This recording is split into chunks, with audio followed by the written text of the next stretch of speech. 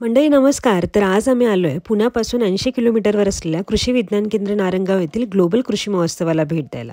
प्रशस्त पार्किंगमध्ये गाडी पार्क केली आणि महाराष्ट्रात लागवड करण्यात येणाऱ्या वेगवेगळ्या पिकांचे आधुनिक प्रात्यक्षिके पाहण्यात आली.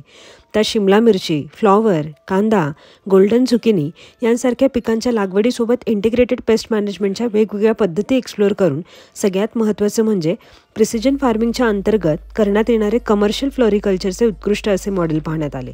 आणि त्यानंतर सध्या काळाची गरज पाहता प्रत्येक कुटुंबियांसाठी तयार करण्यात आलेलं पोषण मूल्य आधारित एकात्मिक शेतीचं मॉडेल पाहिलं. येथे सुरुवातीलाच वेलवर्गीय पिकांसाठी तयार करण्यात आलेले स्ट्रक्चर आम्ही पाहिलं, जे आमच्यासाठी भविष्यात नक्कीच उपयोगी असेल. तसेच पोषण उद्यानातील कोंबडी पालन पाहिल्यावर दुर्मिळ होत चाललेल्या तृणधान्यांच्या लागवडीबद्दल माहिती जाणून घेतली. भाजीपाला लागवडीचे मॉडेल पाहायला गेलो.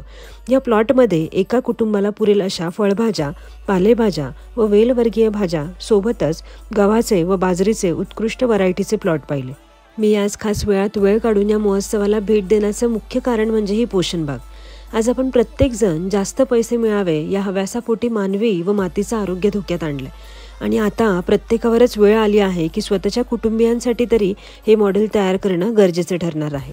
आणि त्यानंतर कृषी क्षेत्रातील लहान मोठ्या सर्वच उद्योगांचे स्टॉल पाहून आज KVK नारंगाव यांनी उत्कृष्ट प्रभावक डिजिटल मीडिया अवॉर्ड 2025 पुरस्काराने सन्मानित केला. तो पुरस्कार महाराष्ट्राचे कृषी मंत्री यांच्या हस्ते स्वीकारण्यासाठी आम्ही हजर झालो. यांना विशेष पुरस्कार या ठिकाणी दिला जातोय.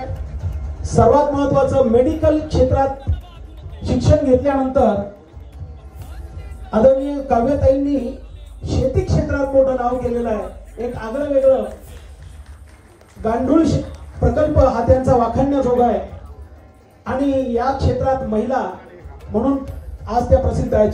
तर मंडळी 2025 मधील हा पहिला पुरस्कार माझ्या मायभूमीतून स्वीकारताना आज प्रचंड आनंद झाला. मनापासून खूप खूप धन्यवाद KVK नारंगाव तुमचं. तुम्ही दिलेल्या या पुरस्काराने पुन्हा एकदा मातीसाठी कार्य करण्याकरता बळ मिळालं.